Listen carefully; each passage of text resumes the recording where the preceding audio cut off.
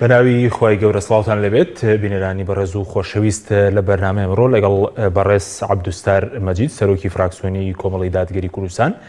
چەند پرسێکی گرنگی تایبەت بە دۆخی هەرێمی کوردستان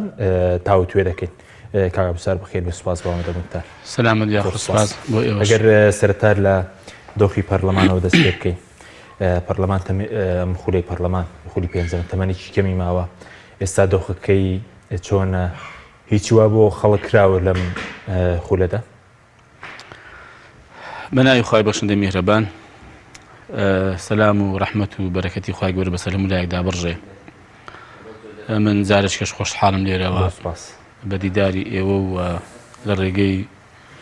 کەناڵی پەیامیش بە خزمەت بینەرانی خۆشەویست دەگەینەوە. سوپاس دەکەین.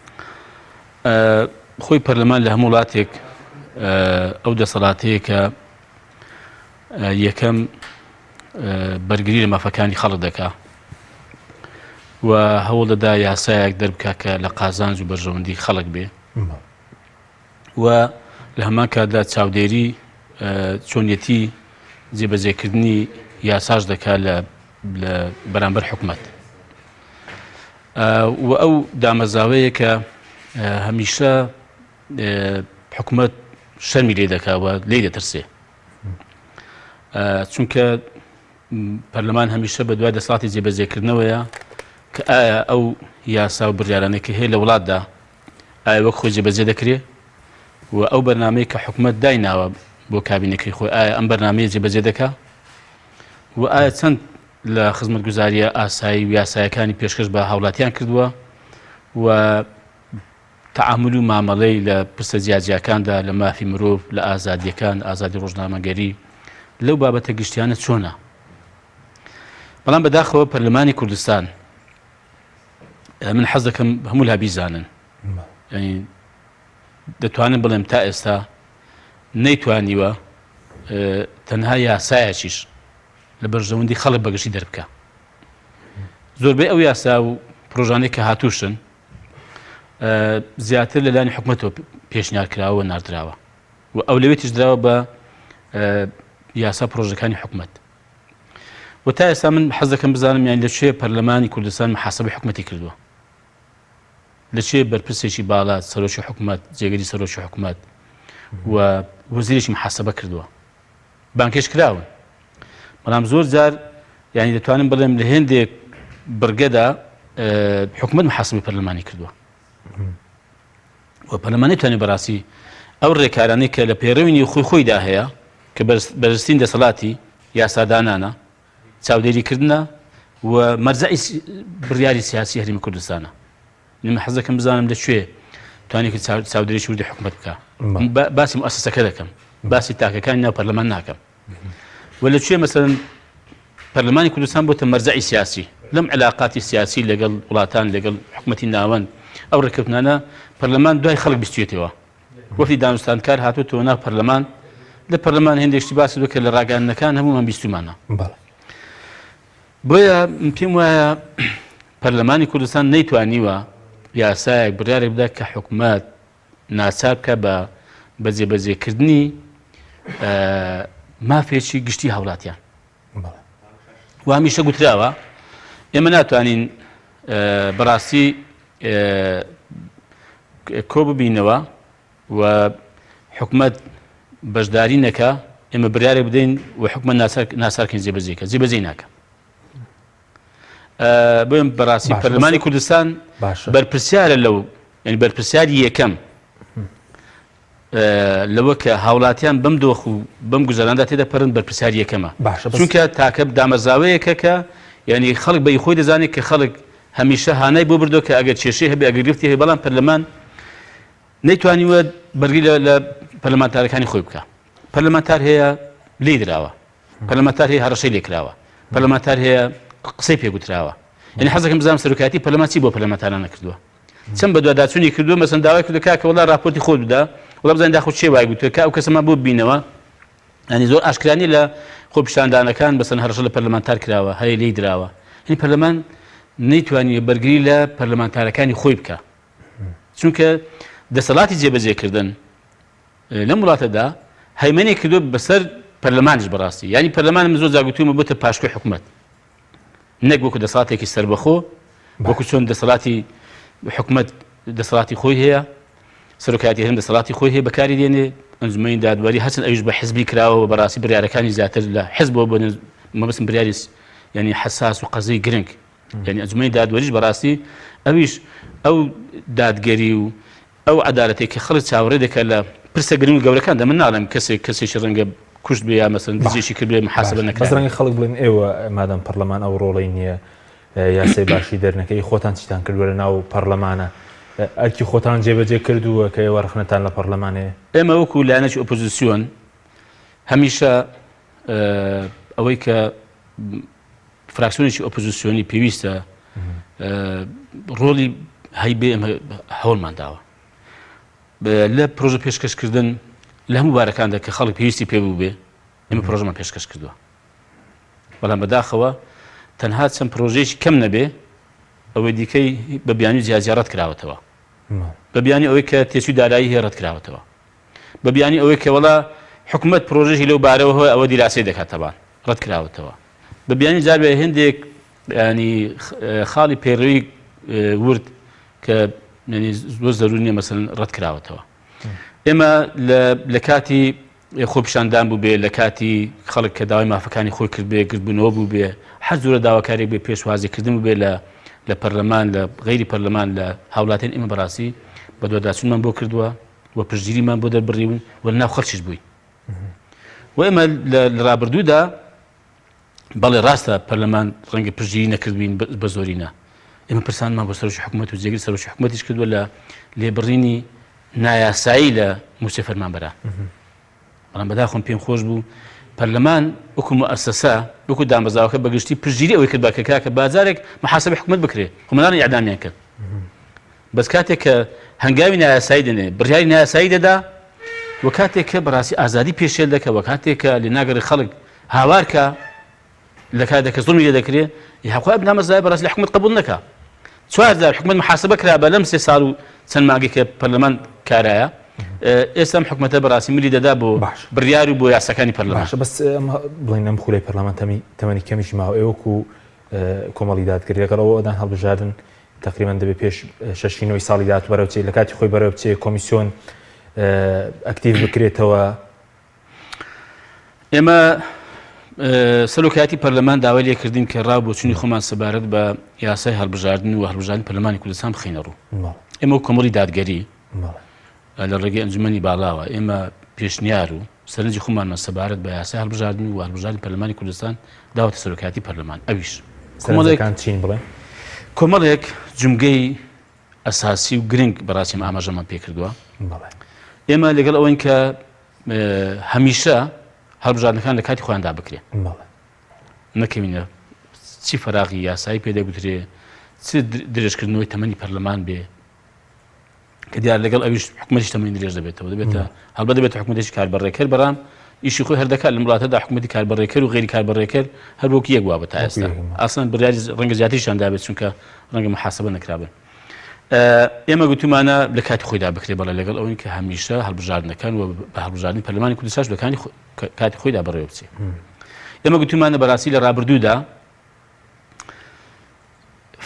یاسای هەڵبژاردننی پەرلەمانی کوردستان کە باسی یەک بازنە دەکات لە هەرێمی کوردستان ئێمە داوامان کردووە کە بکرێتە 4 بازنە پارێزگایەک بازنەیەکی سەر بەخۆی خۆی هەبێ بۆچی بۆ ئەوی هاوڵاتیانی ئەو پارێزگایە فعلەن نوێنەری ڕاستەقینی خۆیان هەڵبژێرن کە نوێنەراتی پارێزگاکەیان بکە و لە هەمان کاتە بەداخەوە زۆر جار وا هەبووە بەهۆی لێشاوێکی تەزویر کە پارتی یانیشێتی کردوێتی نوێنەرێکیان دەرچواندە یەکێک لە زاخۆ یەکێک لە گەرمیانیشە لە هەڵەبجە کە نوێنەری ئەوان نەبووە یا بە دەنجی زۆرینەی شارێک خەڵکی دەستوێنراوە کە نوێنەری ئەو شارە نییە لە شوێنیش کە دەستوێنراوە بۆ ئێمە بەڕاستی پێمان وایە نزیکترین سیستەم لە دادگەری و نوێنەراتیکردنی ڕاستەقینە ئەوەیە کە لە چوارچێوەی پارێزگاکان بێ و 4 بازنە بێ بەنسبەت کۆمیسیۆنەوە ئێمە لەگەڵ ئەوە بووین کە کۆمیسیۆن بەڵێ ماوەی بەسەر 2 ساڵنی بەسەر چووە بەڵام ئێستا بەڕاستی دەستکاریکردنی کۆمیسیۆن کە هێندێ لایەن داوا دەکەن کە کۆمیسیۆن لەسەر بناغی هەڵبژاردننی ڕابردوو هەڵبژێدرێتەوە و دیاری بکرێتەوە کەمی بەڕاستیمە کاتی خۆش ڕامانگەیاند ئەو هەڵبژاردننی ڕابردوو پڕ بوو لە تەزویر و ساختەکاری پارتی 35 کورسی هێنا ینی بە حەقی خۆی هێناوێت یا بە تەزویر یشتی بە هەمان شێوە بێمە لە کاتی خۆیدا ئێمە ئەنجامی هەڵبژاردنەکەمان واژم نەکرد هەموو خەڵک دەزانێ ڕەتمان کردەوە و ئێمە پێمان نابێت ئەساسی بەڕاستی ئەساسێکی تەزویر و ساختەکاری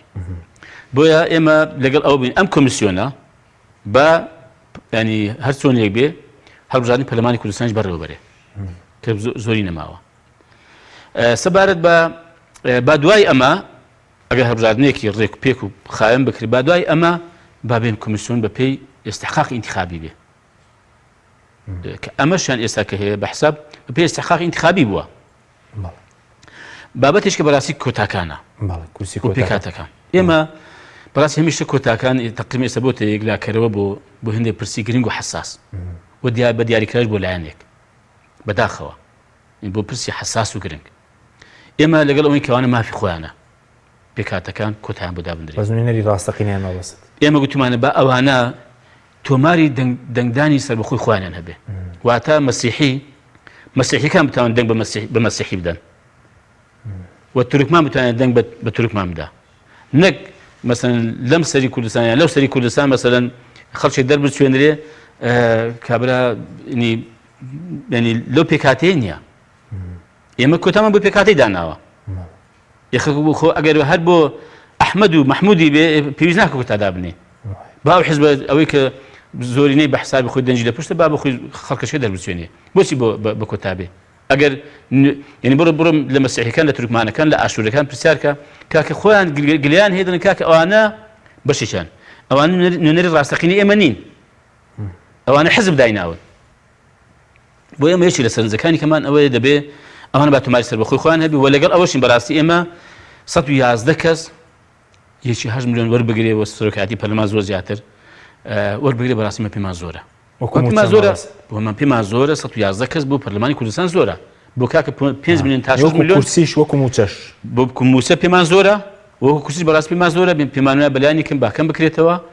ئێمە لەگەڵەوەی کە ژمارەی کورسیەکان بە شێوەیەکی گشتی کەم بکرێتەوە کە دیارە بەپێی دەستوری عێراق 160 کورسیەکە بەڵام تقریبا 60 کورسیەک بەر هەرێمی کوردستان دەکەوێت ئێمە لەگەڵ ئەوەی بەڕاستی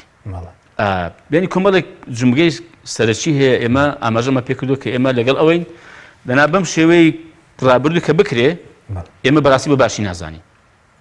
ئەی بەنسبەت ئەوە ئەم دەتوان بڵێم سەرنج و تێبینی وەکو قسەم لەگەڵ سەرۆکی فراکسیۆنەکانی کە هەبووە زۆربەی لایەنەکانە بێزگە لە پارتی ئەوان داوای هەمواری یاساکە دەکرێت داوای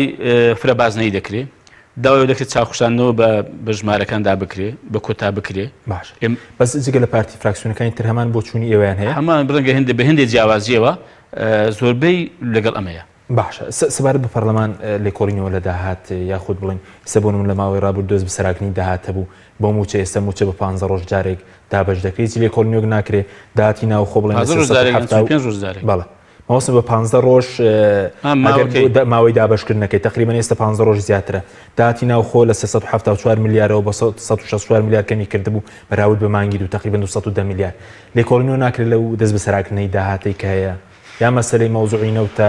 لە 150 بۆ کۆمپانیا دەڕوا لە 142 بۆ حکومە دەگەڕێتەوە خۆی لێکۆڵینەوە کراوە بەداخۆ بەڵام خۆی ئەم داهاتە لە هەرێمی کوردستان بەڕاستی حزب کۆی دەکاتەوە حکومەت کۆی ناکاتەوە حزب دەستی بەسەرداگرێت لە وەزیری دارایی پرسە بە لەو پارەی نەوت چەند بە وەزارەتی دارایی دەکات و ئایا ئەو لیژنانەی وردبینی توانیویانە بە وردی هەموو ئەو داهاتی کە لە خاڵە سنوورجەکان کۆ دەبێتەوە وردبینی بکەن کە چەند کۆبەتەوە چەندی هاتوۆتە دارایی حکوومەتی هەرێمی کوردستان و ئایا ینی ڕاستە ئەو داهاتی کە لە هەرێمی کوردستان هەیە بەشی ئەو موسی خۆمان ناکە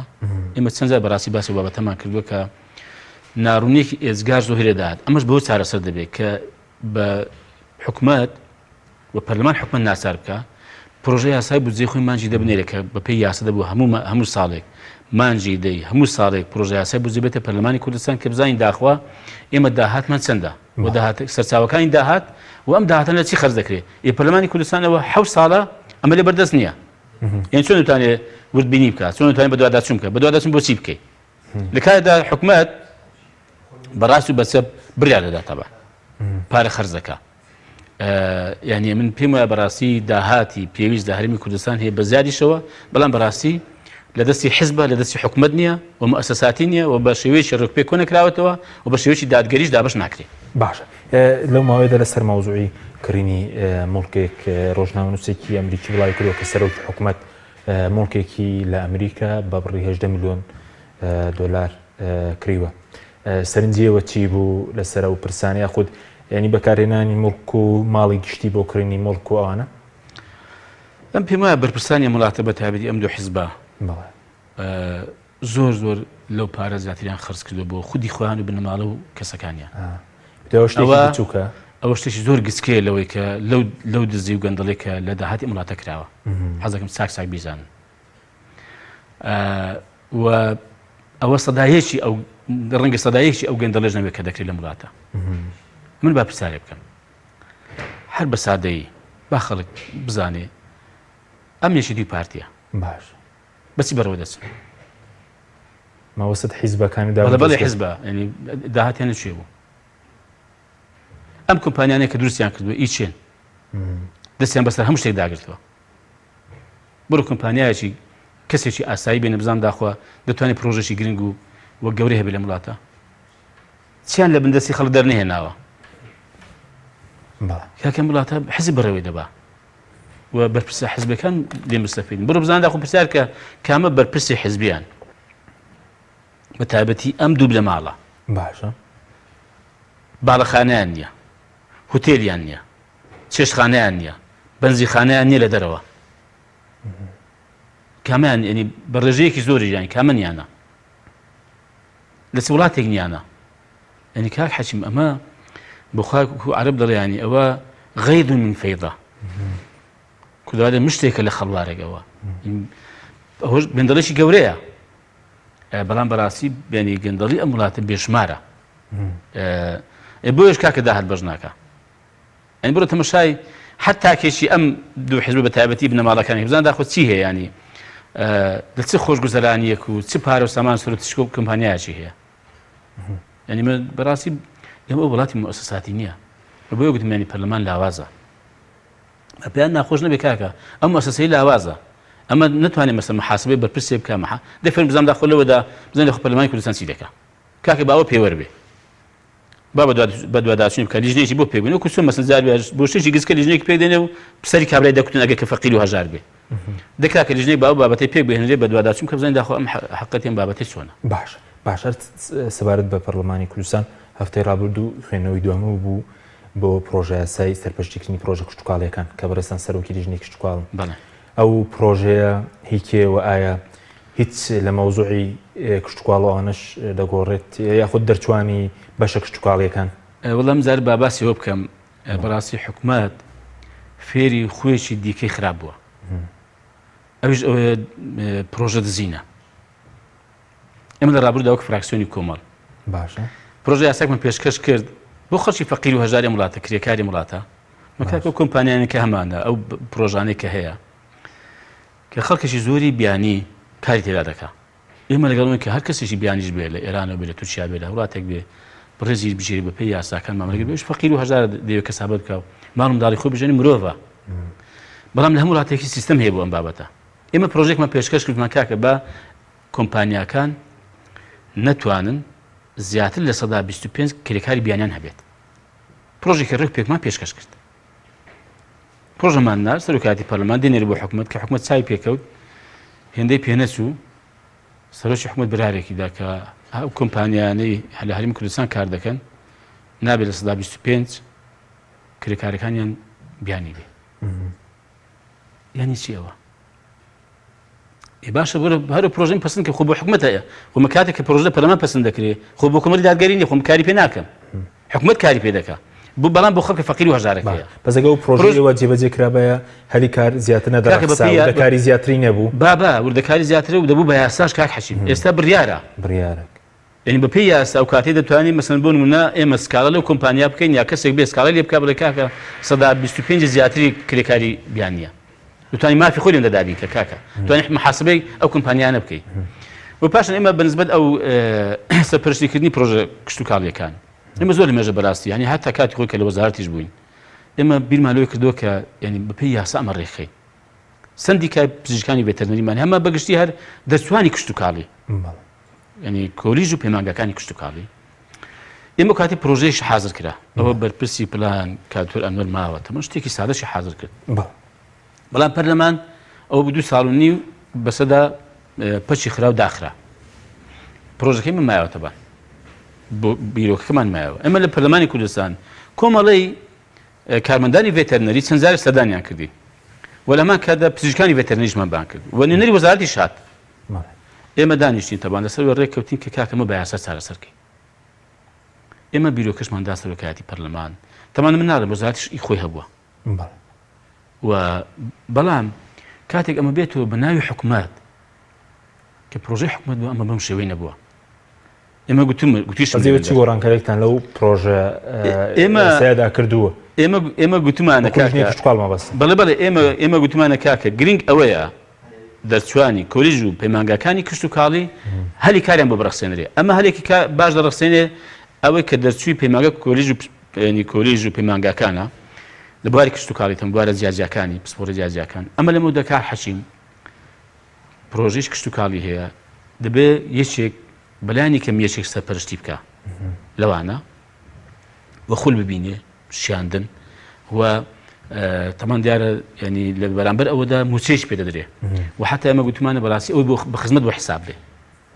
کە خوێنەوەی دومیشی بۆ کراوە ئەمە دەکەم کە لە خوێنەوەی سێمی کە دەنگدانە دەنجی پێ بدرێ هەلەیەکی زۆر نزیکەی بۆ 4-5 کەس لە کوردستان دەڕەخسێنێ کەمە بەڕاستی بە دەستکەوتێکی گەوری دەزانم بەڵام حکوومەت یان من بۆ ینی پێ حساس بم بیکەم بە ئیخۆمیان بی ئێمە گوتمانە حکوومەتیش تێبینی خۆی هەبوو ئەمە سەرنج تێبینی خۆمانمان هەبووە و ئێمە هاوکار بین چێ کاتێ لە وەزار بین چێ کات ئێستا لە لیژنەی کشت و کاڵین بۆی کە ئەم پرۆژە یاسایە دەربکرێ و دەرچووی پەیمانگا و کۆلیژەکانی کشت و کاڵی تێدا سوودمەند بن باشە هەر چەبارەت بە پەرلەمانی کوردستان لە ماوەی ڕابردوودا نامێکی فراکسیۆنی ئێوە بەنسبەت بڵێن ڕووداوی کوشتنی بەرپرسێکی سەربازی لە ئەڕانیە کۆمەڵێک قسەی کرد ئەم قسانە بۆ چوونی فراکسیۆنی کۆمەڵی دادگەریە یاخود ئێوە تێبینتان چی بوو لەسەر و ڕووداوە ئێمە وەکو فراکسیۆنی کۆمەڵ سەبارەت بۆ ڕووداوی کە 5 کەسی داکوژا لە ڕانیە ئێمە ڕئیمان وابوو کە لە خاڵی پێڕەویدا هەر کەسێکمان خاڵی پێڕەوی گرت داوا بکە کە لیژنێکی پەرلەمانی بۆ ئەم بابەتە دروست بکرێ و بە دوواداچوون بکە لێکۆڵینەوە بکە و پاشان حقیقەت و ڕاستیەکان بۆ ڕای خەڵکی ڕوون کاتەوە بۆ ڕای گشتی باسی بکە بەڵام بەداخۆ مامەستا عوسمانکانی کوردەی لەوەدا کە خاڵی پێڕەوی بەرکەوت لە باسکردن و داواکردنی ئەم پێشنیاری ئێمە مۆفەق نەبوو باسی هەڵسانە سەر پێ بەڕاستی ئێمە لەگەڵی نین بۆ ڕای کۆمەڵژنیەوە ئێمە بۆ کەسێک کە مرد بێ کوژرا بێ شەهید بێ ئێمە بەڕاستی دوعای خێری بۆ دەکەین خوا لێ خۆش بێ پێویست ناکە بەڕاستی بێمە عورفی ئێمە نێ بەڕاستی نە عورفی ئیسلامیمان نە عورفی کوردەواریشمانە بەڕاستی دوو سەبارەت بە مەسەڵەن خەڵکێک ناو برێ بە شەهید بەتابێت لە هێندێک ڕووداوی تەموژایدا بکوژرێ بەڕاستی ئێمە هەر بەگشتی حەقەتەن ئێمە هەر نازانین چێ شەهیدە هەر قەزەی گوشەی شەهیدیش لە بەڕاستی لە ئیسلامی جاگە بگەڕێ سەر ئەساس و بناغەکەی هەر پێغەمبەر دەفەرمێ سەڵڵاهو عەلەیهی وسەلەم سەر بێ بە کەسێک کە کوژا مەڵێن شەهید چێ دەزانێت شەهیدە بۆیە بەڕاستی ئێمە ئەم بابەتە بەسەراحەت بۆ ڕای گشتی بیڵێم ئەو دوو بابەتیان ئەوە ڕای کۆمەڵ نەبوو ڕای فراکسیۆن نەبووە تەنها داوای ئێمە ئەوە بووە کە لیژنەیەک دروست بکرێ بۆ بە دوواداچوون لێکۆڵینەوە دواتریش لە پەرلەمانی کوردستان بۆ ڕای گشتی حەقیقەتی ڕووداوەکە ڕوون کاتەوە هێنەوەی تر بۆ چوونی خۆی بەڕاستی ئێمە پێشمان گوتو و لە ڕوونکردنەوەشدا بۆ ئەندام و کادیران ڕامانگەیاندووە کە ئەوە ڕای ئێمە نەبووە بەڵێ سوپاس دەکەم ناوبڕێکمان هەیە دەگەڕێمەوە لای بەڕێز بەڵێ بینێرانی بەڕێز ناوبڕێکی کورت و دەگەڕێنەوە وڵاتان لەگەڵمان بمێنەوە تۆپ ئارت تاکە بریکاری تۆڕی میدیایی کۆمەڵ بۆ بەرهەمهێنان و بڵاوکردنەوەی ڕێکلام یەکێک لە خواردنەکانی سفرەی کوردی برنجی ڕووبهەنارە. خواردنێکی زۆر بەچێژ و بەتامە، چەندی لێ بخۆی لێی تێر ناخۆی. برنجی ڕووبهەنار زۆر خۆشە، خۆشترە بێت ئەگەر برنجەکەی برنجی مەحموود بێت. برنجی مەحموود. کام شیر باشترینە بۆ کۆرپەکەم؟ شیری دایک باشترین و پارێزراوترین سەرچاوی خۆراکیە بۆ کۆرپەکەت. بەڵام لە هەندێک باردا دایکان ناتوانن شیری خۆیان بدەن بە منداڵەکانیان. بۆیە من پێشنیاری شیری کۆنفیلاک دەکەم وەکو تاکە جێگرەوەی شیری دایکان کە لەلایەن فۆنتێراوە بەرهەم دەهێنرێ کە شارەزایی زیاتر لە 50 ساڵیان هەیە لەو بوارەدا. ئایا کۆنفیلاک گونجاوە بۆ گەشەی کۆرپەکەم؟ بە دڵنیاییەوە کۆنفیلاک سەرجەم سەرچاوە گرنگەکانی خۆراکی تایە بۆ گەشەی سروشتی منداڵ و بەهێزبوونی ماسوولکە و چاو و ئێسک و گەشەکردنێکی ئاسایی مێشک. ئەتوانی نمونەیەکی تاقی بکەینەوە؟ بێگومان ئێوە دەتوانن نمونەی شیری کۆنفیلاک تاقی بکەنەوە و ئەنجامە سەرسوڕهێنەرەکانی ببینن. شیری کۆنفیلاک تاکە شیری جێگرەوە دوای شیری دایکان دەوڵەمەندە بە ئۆمیگا 3 ئاسن، کۆلین و ڤیتامین و کانزاکان و سەرجەم سەرچاوە خۆراکی گرنگەکانی گەشەی کۆرپەلا. کۆنفیلاک یەکەم شیر دوای شیری دایک. کارگەی ئاوی سلێمانی تازەترین بەرهەمی خستە بازاڕەوە. کارگەی ئاوی سلێمانی بەهۆی کوالیتیە بەرزەکەی و ئاوە سازگەرەکەی یەکەمین کارگەیە لە عێراقدا کە بەرهەمەکانی لە ئەوروپا و ئیمارات بەردەستن. بۆنی کەمترین بڕی سۆدیۆم و نەبوونی نیترات لە ئاوی بەڕادی سلێمانی وای کردووە ببێتە خاوەنی حەوت بڕوانەمی گیانی و لێدوڵەتی. ئاوی بەڕادی سلێمانی دڵنیایی زیاتر، تەندروستی باشتر. کارگەی ئاوی سلێمانی. تۆپ ئارت تاکە بریکاری تۆڕی میدیایی کۆمەڵ بۆ بەرهەمهێنان و بڵاوکردنەوەی ڕێکلام.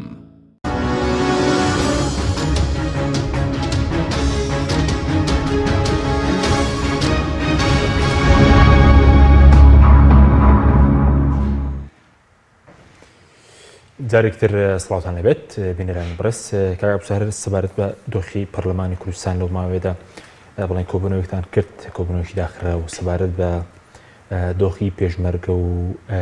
بەرەکانی جەنگ و سەبارەت بە سەرهەڵدانەوەی داعشیش کە ئێستا باس لەوە دەکرێت وەکو کارتێک بەکاردێنێمی و سەرنجی بەڕێز بزانم. وەڵا بەڕای من ئەو کۆبوونەوەی پەرلەمانی کوردستان سەبارەت بە پێشمەرگە و وەزعی پێشمەرگە بەنی بۆ ڕای گشتیش بە ئاسایی بوو، بەڵام بە زۆرینە پێیان خۆش بوو داخراونێکی داخراوە. ئێمە لەوێ بەڕاستی باسی ئەوە کرا کە کێشەکانی پێشمەرگە چییە. خۆی ئەو باسکەم کە جارێ داعش شێوازێکی نوێی لە شەڕ گرتوتە بەر، ئەوی شەڕی پارتیزانیە. شەڕی پارتیزانی لە هەموو وڵاتێک لە هەموو دنیادا بەڕاستی زۆر بە زەحمەت ڕێ لێ دەچیرێ. ئێمە کاتی خۆی پێشمەرگە من لە ساڵانی هەشتاکان 1970 تا دوای ڕاپەڕین یعنی زاری وا بەنێو ڕێبایاندا ئێمە هاتوچۆمان کردووە، ڕێبای حکومەت نەکار هاتووی ناو شاریش، ینی لە سماقوڵی بە پێیان هاتووی ناو کە زنجان ناو هەولێر ژێمە بۆ هەندێک ساڵاتی ئەو کاتە. بۆیە بە زەحمەت بەڕاستی ڕێ لێ دەگیرێ و دەبێت هێندێک ڕێکار بگیرێتە بەرم باسیم کرد لە پەرلەمان کە بەڵێ دەتوانرێت پێنجسەنگەرەکانی پێشەوە بە تایبەتی بە هێندێک ڕێکاری نوێ وا قایم بکرێت کە ئەم درزان نەبێت کە هاتوچی پێدا بکرێت بە نێواندا. تەبان یەکێک لە کێشەکان ئەوەیە تا ئێستا ینی حکوومەتی عێراقی و هەرێمی کوردستان نەیانتوانی ڕێکەون لەسەرەوەی کە ئەو بۆشایی ئەمنیە کە هەیە پڕیکەنەوە. کێشەیەکی کە ئەوەیە ئەو نادادگەری کە لە ناو هێزی پێشمەرگە هەیە، ئەو کە پێشمەرگەیە لە بەرەکانی شەڕ هەیە میلیۆنێک وەردەگرێت، هەیە میلیۆنێکی وەردەگرێت، هەیە 500,000 دەدەنێ. ینی ئەمە دادگەریە. ئێمە بگوتمان بە هێزی پێشمەرگە بە هەمووی یەک موچەبێ، ئەوە کە پێشمەرگەیە و لە پێی دەوتری پێشمەرگانی کەمە کوێزەکانی ناوخۆ هاوتا بکرێت ناکرێت بەڕاستی ینی 500,000 ناچی دێ بە پێشمەرگەی. بۆی پێشمەرگەی فەقیر و هەژار ناسار بووە بە ساری خۆی بچێ، ناسار وێزاری بە پاسێکی دەچن وەردەگرێت 5-6 کەس مردوون. ئەوە بۆ ئەنجامێک کە ینی هەتا وەسایلەکانی هاتووشیان بۆ دابین نەکراوە. کاکە چەک ئێستاش پێشمەرگە دەبێت چەکی خۆی بکرێت، بە خۆی چەکی باتە ڕێبای یا دەوامی خۆی. باشە حکومەت ئەتویشی چییە؟ یعنی چەکانەی کە پێشکەوتون سیاری ناوەڵا نەخێن مەگە بە کەمێکیان نەخێن نەسیاری بۆ دابین دەکرێت، نەچەکی بۆ دابین دەکرێت، نەجێ گەورەی بۆ دابین دەکرێت. ئەو حادیسە ڕووداوی کە لە گوندی خدرجیزە ڕوویداوە پێشمەرگە لە مزگەوتی خەوتە، لە مزگەوتێنە. ینی حکومەت ناتوانێت مەسەڵەن ڕێبایاشی هەبێ و دوژی بۆ دروستکە تۆزە قایم بێ. یعنی ئەمە بەڕاستی پارە نیە خودەوە پارە بۆ ئەو شتانە بۆ ئەو گەندەڵیان دەبردێت کاچکومانی بەرپرسان دەیبەن و دەیدەزون دەیبەنە دەرەوە کاکە فەرمو ئاوا پارە بۆ شتانە خەرج دەکرێت. یعنی وەرە مەسەڵەن بزانێت چەند میلیۆن دۆلارێکی خەرج کە بزانێت داخۆ وەزعی پێشمەرگەی وا دەبێت یعنی حتا بەڕاستی خاڵێکم باسم کرد ئەوەیە کە نەک پێشمەرگە هەر هاوڵاتی بەڕاستی ئینتیمای نیشتیمانی و نەتەوەی بۆ وڵاتە نەماوە کاکە بەخوا کابرا کە خۆش بە کوژدا فەقیرێ لەبەر 500,000 کە دەیدەنێ خۆی بە کوژ نەدا بەسە زمانەی قوتی ماڵم داڕینە ئەمە بارودۆخە پێدا تێدەپەڕێ ئەمە خزمەتکردنی پێشمەرگەیە ئەمە ئەوەیە کە مەسەڵەن کاکە وڵات سومبوو لەو مەسەڵەن پێیدا هەڵدەڵێ هەموو ڕۆژێ کاکە پێیدا هەڵمەڵێ ئەم هەموو مەسەڵەن خورشید و خاوەری بۆ مەڵێ بەڵام وەرە مەسەڵەن ژیانی باشکە وەرە گوزەرانی چاککە وەرە مەسەڵەن پێداویستەکانی بۆ دابینکە بۆ با چەرچی باشی پێبێ با مەشقی باش بکە بۆیە پێم وایە بەڕاستی ئەوەی کە ڕوودەدا ئەمن بە سەراحەت بێڵێم یعنی حکومەت زۆر لێ بەرپرسیارە و لە خوێنی ئەوانش بەرپرسیارە بەڕاستی یعنی کە ئەوەی کە پێویستیانە بۆیان دابین نەکە و بەم شێوەیە مامە لەگەڵ پێشمەرگە و لەگەڵ ئەم کێشەیە بکە کە ڕوبڕووی بێتەوە بەزوو داعشیش کە دەڵێن وەکو کارتێک بەکاردێنێن توێ محەممەد حاجی محمود میوانی ئێمە بوو وتی بۆ نمونە ئەمریکا پێشتر ڕێگەی نەداوە یاخود کۆمەڵی وڵاتی تر پێشمەرگەیش بات سەر داعش بەداوام داعش وەکو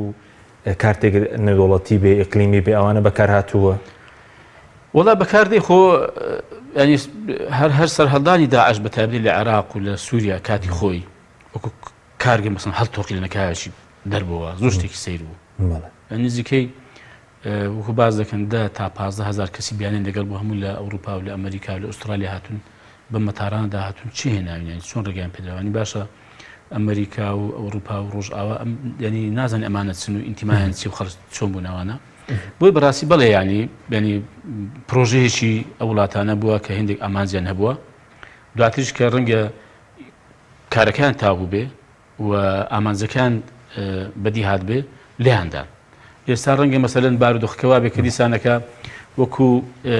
ترساندن و جوستکە ترسێن و وەکو گورجێک پیشانی خەڵکی بدەنەوە دیسان دووبارە بارحا بەڵام باسی پێشمەرگەی بوو باسی وەزعی پێشمەرگەیە و باسی ئەم هەموو قوربانیەکە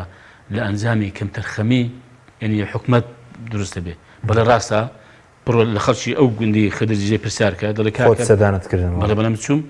و هەندێکیان دەژناسم یان علاقەم لەگەڵیان هەیە کە پێیان گوتنەوە تیاکە کە ئەمرمان پێ تەقە بکەین یعنی باشە ئەگەر ئەوە بەڕاستی لەسەرەوە بێ ئەوە ینی گومان ینی ئەوە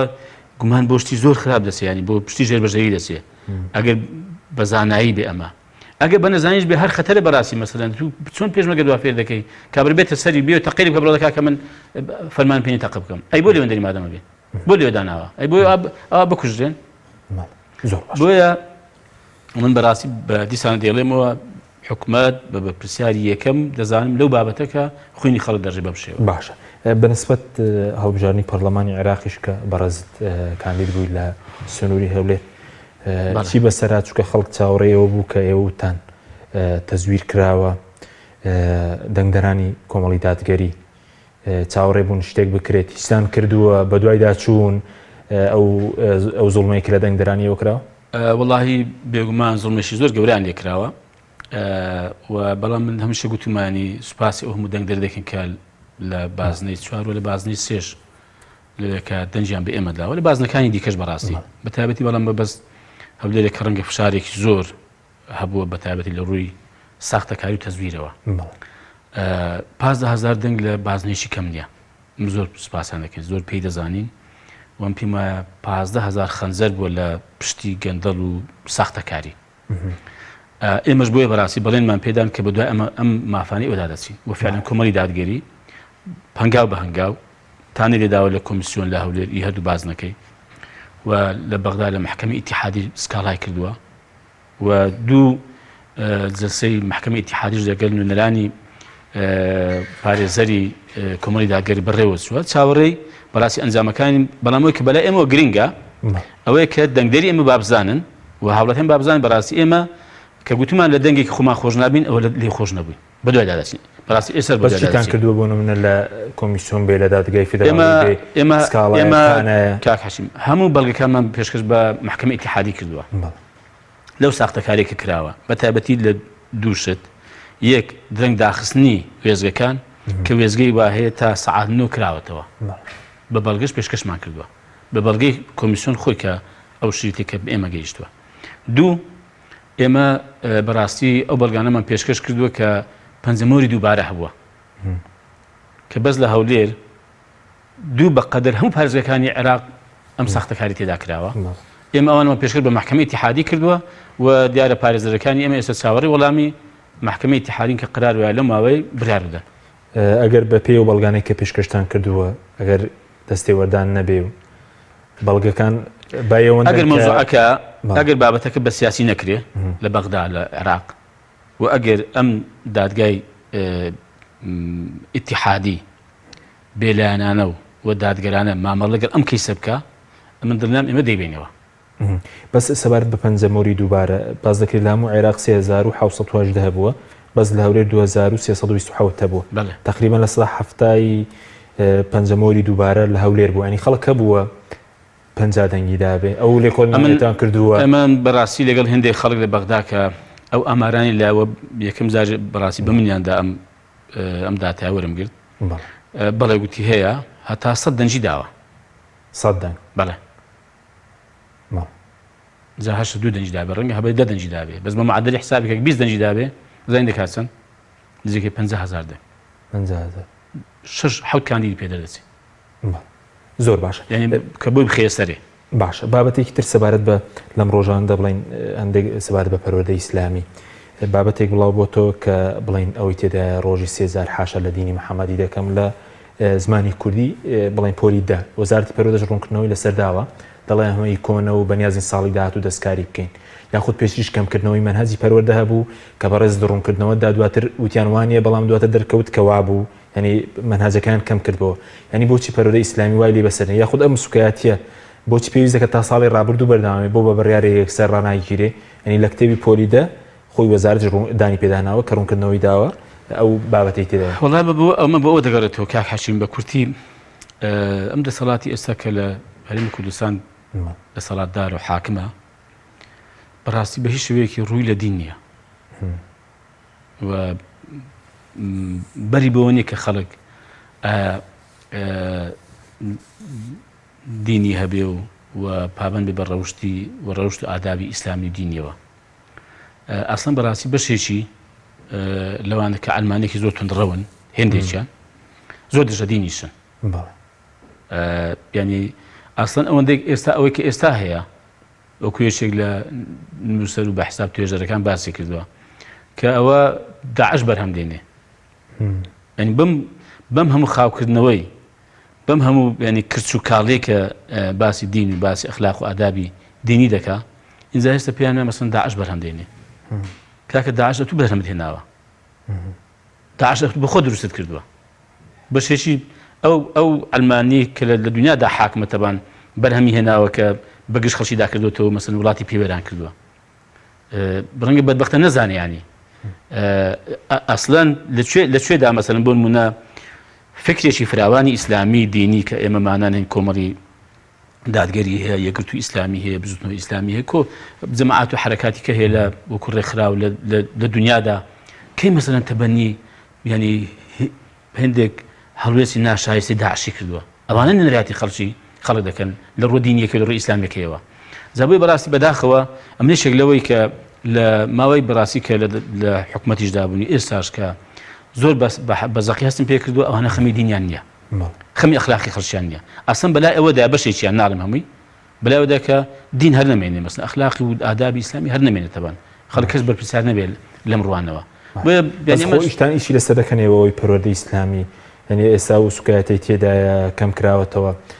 پێشتری شتانە سەر کردووە ینی دەبێ کۆمەڵگایەکی ئەوەندە مسلمانشین ئەوە دۆخی پەروەردەی ئیسلامیەکەی بێت وەڵاهی من پێم وایە ئەم ئەو بابەتە وەغیری بابەتەش کە سەبارەت بە بابەتە ئاینیەکان و پەروەردەی ئیسلامیەوە هەمووان تێدا بەرپرسیارن وەڵا یعنی ئەو بەرپرسیارەتی تەنها لە ئەستۆی کۆمەڵی دادگەری یا مەسەن لە ئەستۆی فراکسیۆنێک پێمە لە ئەستۆی تێکڕای خەڵکە بە حیزبە ئیسلامیەکانەوە بە ڕێکخراوی ئیسلامیەوە بە خەڵکی ینی مسلمان و خەڵکی کوردی ڕەسەنی ئەم وڵاتەوە بە زانایانەوە بە مەلاوە بە ڕۆشن بیرەوە بە تاکتاشی ئەم کۆمەڵگای بەڕاستی ئەم پێم وایە دەبێت زۆر هەڵوەستەسم بابەتەی بکرێەوە بەڕاستی بکرێتە مەوزوعێک ئێمەێک لەبارە خۆشمان هەموو کارێکی سە دەکەین کە باش بەس بەنسبەتەوەی کە وەزارەتی پەروەردە دەڵێ ساڵی ڕابردوو لای دەبین بۆچی ئێستا بڕیارێک نادەن ڕابگرن وڵای قسەیەکی زۆر زعیف دەتوانێت بە بڕیارێک ئەمە لا بێ قسەیەکی زۆر زعیفە ینی ینی ئیوەنی بەڕاستی شایانی باسکردنیشی نییە باشە دو پرسیار مەسەر مەسلەی کابینێ ینی باز دەوە دەکرێت قەیرانی زۆر ڕوویدا لەم کابینێ لە مەسلەی ئازادی لە مەسلەی کۆچە لە مەسلەی بایکۆتە خۆپیشاندانە قەیرانی بنزین و غاز و ئاو و قاچاقی سنوورەکانە ئەم کابینێ بڵێن نزیکە دەبێتەوە لە 3 ساڵ لە هەموو ڕۆکانەوە تووشی شکست بووە ئەمە لە کاتی خۆی ڕامانگەنە پێمان وایە ئەم کابینەیە شکستی خواردووە و نەیتوانی بەڕاستی بە ئەرچی خۆی هەڵسێ و نەتوانیوێتی موسە بە چاشی دابین بکە و نەتوانیوێتی خزمەتگوزاریەکان بە باشی دابین بکە و نەتوانیوێت سنوورەکان بپارێزێ و نەتوانیوە ئازادیەکان بپارێزێ کە ینی بەشێکی گرنگە لە ژیانی مرۆڤ و حتا بۆ پێکەوە ژیان و بەڕاستی ئاشتی کۆمەڵایەتیش وەختێک ینی زیاتر دێتە دی کە بەڕاستی خەڵک ئازاد بێ بەرتەسەکردنەوەی ئازادیەکان یعنی زیاتر بەڕاستی وێ ڕایەوە کە بەنێ حکومەتێکی گەندەڵ